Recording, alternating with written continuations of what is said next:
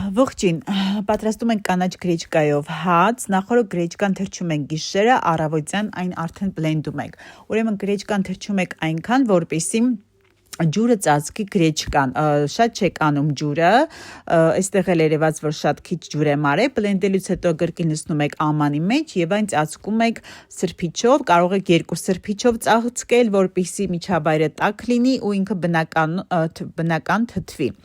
Այստեղ արդեն անցել է 12-ից 16 ժամ, այսինքն մոտավոր 12-ից 16 ժամ պետք է անցնի, ես ավելացնում եմ աղ, ձիթապտղի ձեթ եւ սերմեր։ Սերմեր կարող եք ավելացնել, կարող եք չավելացնել, սերմերով շատ համով է,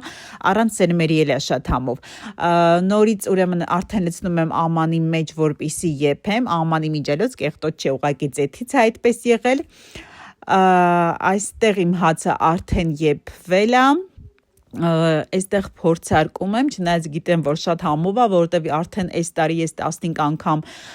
պատրաստել եմ ու հաստատ սա կատարյալ բաղադրատոմս է, տեսեք ինչ լավ է քաշվել մեջը։ Այստեղ դնում եմ նաև նկարները, որոնք ես տարվա ընթացքում պատրաստել եմ ու արդեն ստացել եմ իդեալական բաղադրատոմսը։